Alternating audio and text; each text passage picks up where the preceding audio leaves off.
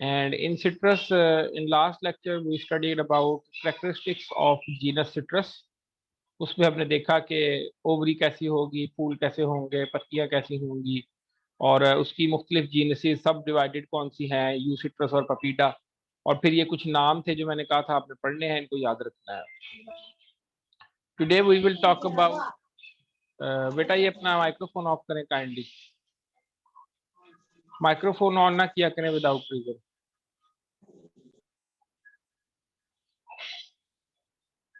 अच्छा जी, तो इसमें ये जीनस पोन्साइरस में, genus Poncirus has only one species. इसकी सिर्फ एक ही स्पीशी है जो हम इस्तेमाल करते हैं, दैट इज ट्राइफोलिएटा। और आपको याद होगा जब हम ऊपर पढ़ रहे थे तो मैंने पोन्साइरस में आपको 3 लोब स्ट्रक्चर एक बनाकर दिखाया था, ये देखिए ऊपर बना हुआ उसके साथ ही ये 3 लोब वाला structure.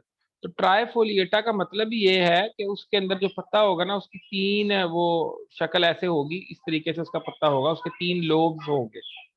This is a characteristic symptom of characteristic feature of trifoliata leaf या ट्राइफोलिएट लीफ। ठीक है, 3 पत्तियों वाला पत्ता, आसान अल्फाज में। तो ये याद करनी आसान है, इतनी मुश्किल नहीं है अगर आप इसको इस तरीके से याद करें। और पी स्टैंड फॉर पोन्साइरस, तो ये स्पीशी का पूरा नाम बना पोन्साइरस ट्राइफोलिएट। और ये जो ट्राइफोलिएट है पोन्साइरस का, विच हैज कंपाउंड लीव्स, इसके अंदर 3 पत्तियां होती हैं और वो तीनों एक ही पत्ते पे होती हैं। तो आपको या पता होगा, जो बच्चे बायो पढ़ के आए हैं, मैथ वालों को थोड़ा शायद प्रॉब्लम हो कि लीव्स जो होते हैं वो कंपाउंड लीव्स होते हैं और सिंपल लीव्स, हम 2 कैटेगरीज बनाते हैं पत्तों की। ठीक है, कंपाउंड लीफ कौन से हैं कि एक पत्ता जो है उसकी अंदर काफी सारी सेगमेंटेशन हुई हुई है, वो पत्ता एक पत्ता नहीं है बल्कि उसके अंदर काफी सारी छोटी छोटी पत्तियां हैं, उसको कहते हैं कंपाउंड लीफ। ये उसकी मैंने एक एग्जांपल बनाई। इसके बरक्स अगर ये सेगमेंटेशन ना हुई हो और एक पूरा ब्लेड इकट्ठा सीधा हो, इसको हम कहते हैं सिंपल लीफ। ये एक सिंपल लीफ है और उसके बरक्स ये मैंने कंपाउंड लीफ बनाया। इन केस ऑफ जीनस पोन्साइरस, यह कंपाउंड लीफ है और कंपाउंड लीफ में सिर्फ 3 पत्तियां हैं इसके साइडों पर। ये इस तरीके से ट्राइफोलिएटा बनता है। ये कुछ इस तरह का इसका पत्ता दिखता है देखने में। ठीक है, आगे फिर इसमें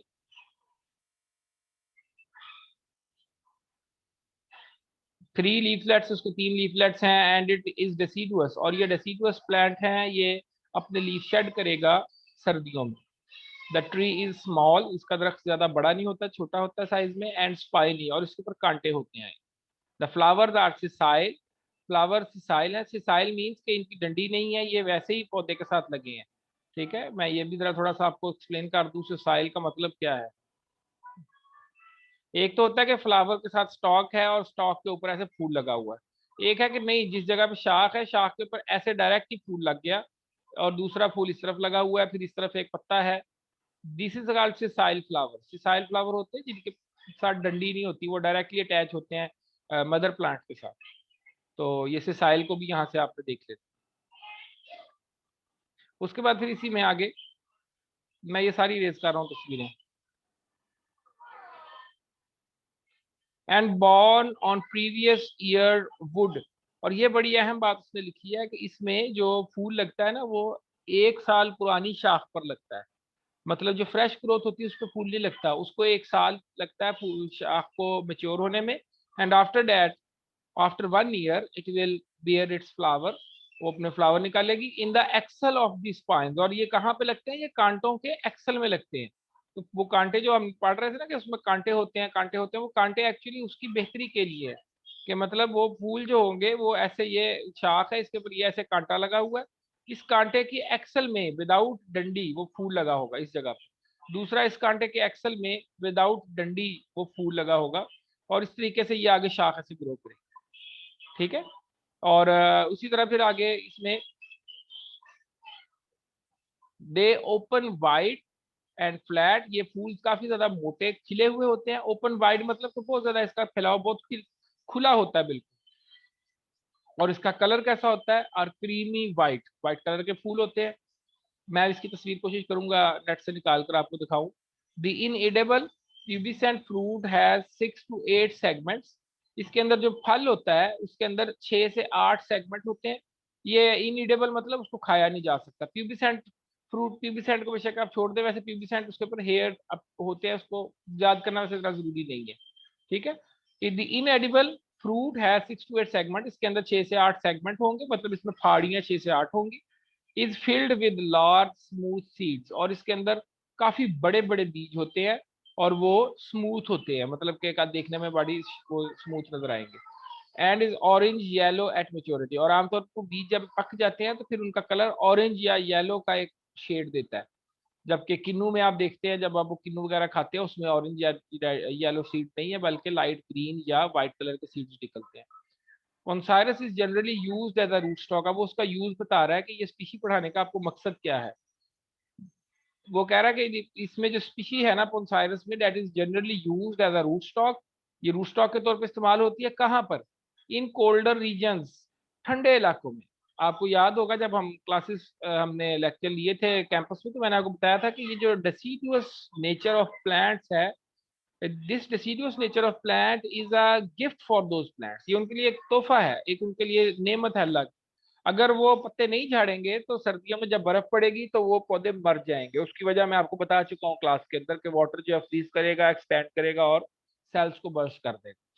तो ये रूट स्टॉक जो होता है सर्दियों में, इसके पास एक डिफेंस मैकेनिज्म है, पत्ते झाड़ लेता है, बच जाता है, जिंदा रहता है। तो आमतौर पे ये जो जहाँ बहुत ज्यादा ठंडक पड़ती है, खासतौर पे जहाँ पे बर्फबारी वगैरह हो, उन इलाकों में या उस तरह के इलाकों में ये रूट स्टॉक के तौर पे काम कर सकता है, बहुत ज्यादा ठंडे इलाकों में। And for growing dwarf trees, और इसके अलावा इसका एक और फायदा भी है। हमने ऊपर पढ़ा ना कि इसका दरख्त छोटा होता है, तो ये इसके ऊपर जो भी बड लगाई जाएगी उसका कद छोटा रहेगा, उस दरख्त को बहुत ज्यादा बड़ा होने नहीं देगा। डवार्फ का मतलब होता है छोटा। तो दरख्त का ओवरऑल साइज छोटा रहेगा, और छोटा दरख्त आपके लिए ज्यादा फायदेमंद है, उससे फ्रूट तोड़ना आसान है आपके लिए। आप खड़े होकर आसानी से फील्ड में फ्रूट पिक कर सकते हैं। अदरवाइज आपको क्रेन मंगानी पड़ेगी या कोई सीढ़ी का बंदोबस्त करना पड़ेगा। Next last one is genus Fortunella. मैं तस्वीरें फिर बाद में इकट्ठी दिखाता हूँ। The genus Fortunella has 4 species, इसके अंदर 4 स्पीशीज है। और ये देखिए वही कैटेगरी, वही क्लासिफिकेशन पढ़ा रहा हूँ जो आपको स्विंगल ने दी थी। हमने पोन्साइरस की 1 और फॉर्चुनेला की 4 पढ़ी थी ऊपर, अगर आपको याद हो, मैंने यहाँ पर लिखा भी था इस साइड पर, ये लिखा हुआ है।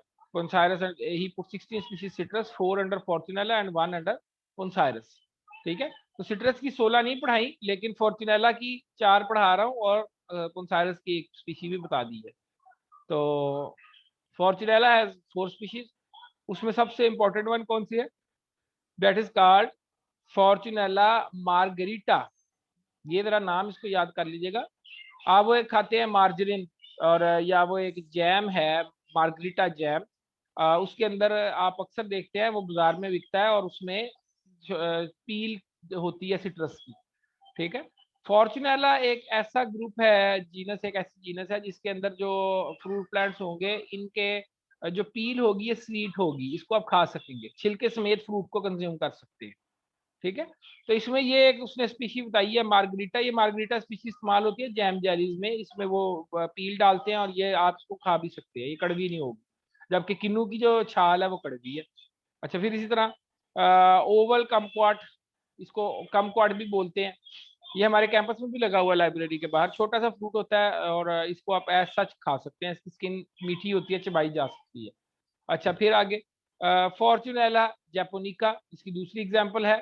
अ, इसको कहते हैं राउंड कमक्वाट। ठीक है, round kumquat. The tree are small with small green leaves, paler on the other side. दरख्त का तो बहुत छोटा होता है इसका, और उसके ऊपर बहुत छोटे छोटे पत्ते लगते हैं जो कि नीचे से ज्यादा पीले होते हैं। मतलब ऊपर वाला हिस्सा ज्यादा डार्क होगा, नीचे वाला हिस्सा थोड़ा कम डार्क होगा। फॉर्चुनेला के पौधों की पहचान। द फ्लावर्स आर वाइट, इसके फूल जो है सफेद होंगे। And smaller than those of citrus, और इसके फूल आमतौर पे, अब फूल उसके भी सफेद थे सिट्रस के भी, जब मैंने जीनस सिट्रस पढ़ाई थी, लेकिन इसके फूल आमतौर पे छोटे होंगे क्योंकि दरख्त भी छोटा है। The fruit is small orange coloured, 3 to 6 cells. इसका फ्रूट जो होता है वो छोटा सा होता है, और इसका फ्रूट जो ये फॉर्चुनेला का है छोटा सा ही होता है, और वहीं पे ऑरेंज कलर का होता है। जबकि सिट्रस में पहले ग्रीन होगा, फिर कलर चेंज होते होते होते आहिस्ता आहिस्ता वो ऑरेंज में कन्वर्ट होता है। और ये 3 to 6 सेल्ड है, इसके अंदर 3 से 6 सेगमेंट्स बने होंगे। एसिडिक एंड जूसी, ये काफी तुर्श होगा और इसमें जूस काफी होगा। But with a sweet and edible rind. लेकिन जो मैंने पहले आपको बता गया स्टार्ट में ही कि इसकी सबसे करेक्टरिस्टिक फीचर ये है कि इसके ऊपर जो रिंड होगी, इसके ऊपर जो छाल होगी वो मीठी होगी और आप उसे खा सकते हैं। The other species of are कौन कौन सी हैं? Crassifolia and hindsii. तो ये दो चार किस्में होगी।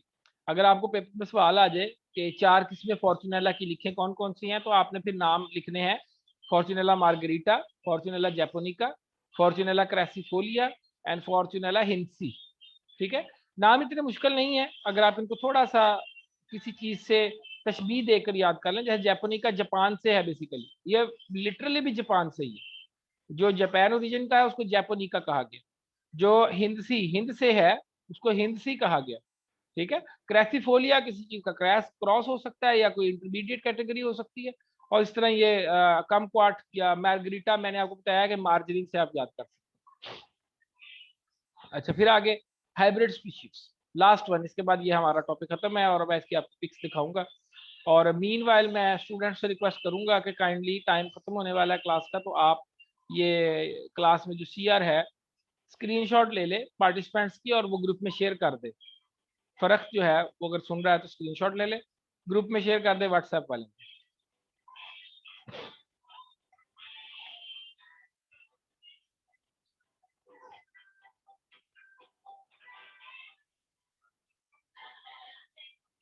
यहाँ पर एक बच्चा है क्लास में, खुरम शहजाद, सुन रहा है तो जरा माइक्रोफोन ऑन करे।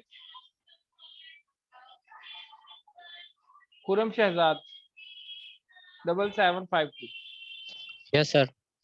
बेटा आपने यस अपना सर। नाम अब तक रीनेम क्यों नहीं किया, क्या वजह है? मैंने आपको बताया पहले आपने रजिस्ट्रेशन नंबर हाँ जी लिखना है। कर लेता हूँ जी अभी। अब कर ले। अच्छा ठीक। जी, यूनिक अब हाइब्रिड स्पीशीज क्या है? सिट्रस की सबसे बड़ी खूबी, या सिट्रस तो नहीं कहना चाहिए, हम कह सकते हैं रोटेसी फैमिली की सबसे बड़ी खूबी क्या है, या सिट्रस जनरा की सबसे बड़ी खूबी क्या है? कि unique character of the citrus group is that it has intergeneric hybrids. जीनसिस के दरमियान, इंटर जेनेरिक मतलब जीनसिस के दरमियान, जीनस की जमा जेनरा है।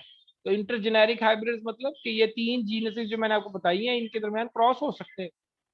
अब आप खुद हिसाब लगाए कि सिट्रस में 36 वैरायटियां हैं इस वक्त, जो उसने हुडसन ने हमें क्लासिफिकेशन दी है।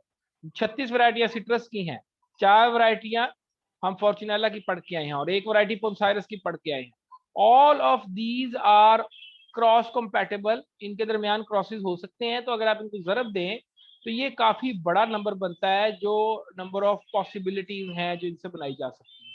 यही वजह है कि आप देखते हैं कि बहुत इकसाम पाई जाती हैं, चकोतरा है, किन्नू है, माल्टा है, फ्रूटर है। तो ये कुछ इधर एग्जांपल्स उसने दी हैं, ये कुछ फ्रूट्स की जो कि क्रॉसेस के जरिए बने हुए।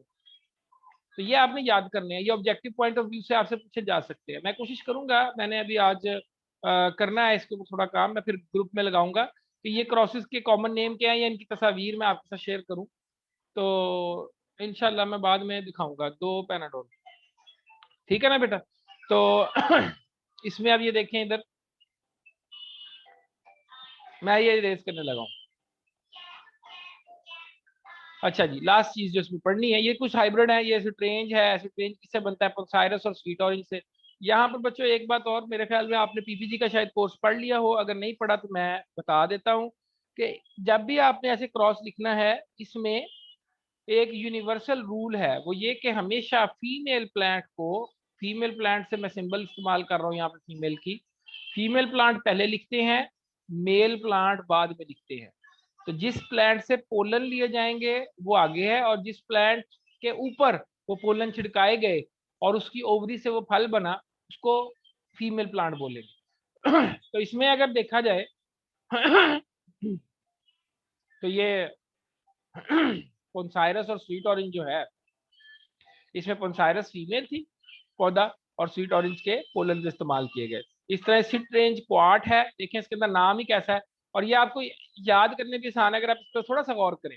ठीक है, तो ये देखें पोन्साइरस एंड स्वीट ऑरेंज, यहाँ से CIR लिया, आगे से ऑरेंज का एंजेस लिया, तो ये सिट रेंज बना लिया।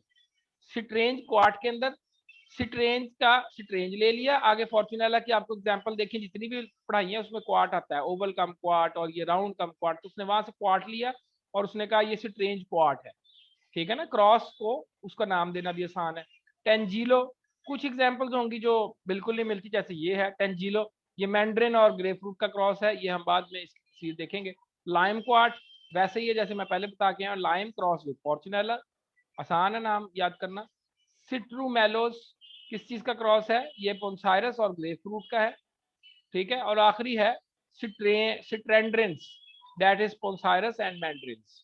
तो ये आपने क्रॉस याद करने हैं, ये ऑब्जेक्टिव पॉइंट ऑफ व्यू से पेपर में पूछे जा सकते हैं। और कोई एमसीक्यू दिया जा सकता है, कोई वैसे आपसे पूछा जा सकता है कि कोई से 3 हाइब्रिड स्पीशीज के नाम लिखें या उनके क्रॉस बताएं। ठीक है, तो ये काइंडली सब बच्चे यहाँ तक इसको याद कर लें। कोई सवाल है यहाँ पे पूछ लें, अदरवाइज हम ये मीटिंग एंड करते हैं। तो जी, स्क्रीनशॉट शेयर कर दी बच्चों ने? सर आपने जो हमें प्लांट्स के बारे में जो नेम वगैरह बताए थे सर, उसमें आपने ना साइंटिफिक नेम नहीं बताए थे, तो काइंडली सर वो भी आप लाजमी कर दिएगा। हाँ जी, वो जो है ना आइडेंटिफिकेशन ऑफ प्लांट जो प्रैक्टिकल में हमने की थी, उसकी मैं आपको एक लिस्ट दे दूंगा, वो आपने अपनी कॉपी पे लिखने हैं। और बाकी मैंने कहा था कि इस लेवल पर, अभी इस लेवल पर आप है, कॉमन कॉमन नाम एटलीस्ट आपको पता हो। हम इतना कोई डिटेल नहीं आपसे कहते कि ये आपको हर नाम ही आना चाहिए, नहीं, लेकिन एटलीस्ट कॉमन कॉमन नेम्स, अब आप एग्रीकल्चर में आगे हैं तो अब आपको एटलीस्ट कॉमन कॉमन नामों का पता होना चाहिए कि यार ये नीम है, अमीलिया एजदरी किसका नाम है, या मैंगो है, मैंगीफेरा इंडिका कहते हैं। जो मोटे मोटे बड़े बड़े दरख्त हैं जो हर एक को पता है, मैंगो क्या होता है, एप्पल क्या होता है, इनके नाम एटलीस्ट आपको पता होने चाहिए। इसी तरह फ्लावर में रोज है तो रोजा इंडिका पता होना चाहिए, या और 2-4 और नाम जो कैंपस में हमने अक्सर पौधे देखे हैं, फाइकस निटिडा मैंने आपको पढ़ाया था, वो मैंने आपको साइंटिफिक नेम ही बता दिया, तो वो आपके लिए याद करना भी आसान है। तो मैं अब दूंगा इंशाल्लाह, मैं कोशिश करता हूँ उसके ऊपर। और बाकी कोई सवाल है तो कुछ पूछ सकते हैं। 34 पार्टिसिपेंट इस वक्त क्लास में मौजूद हैं। अब्दुलरहमान, आपने अभी भी बेटा नाम ना अपना रजिस्ट्रेशन नंबर जो है वो बाद में लिखा हुआ है। अब्दुलरहमान सुन रहा है मुझे? अल्लाह। अब्दुलरहमान,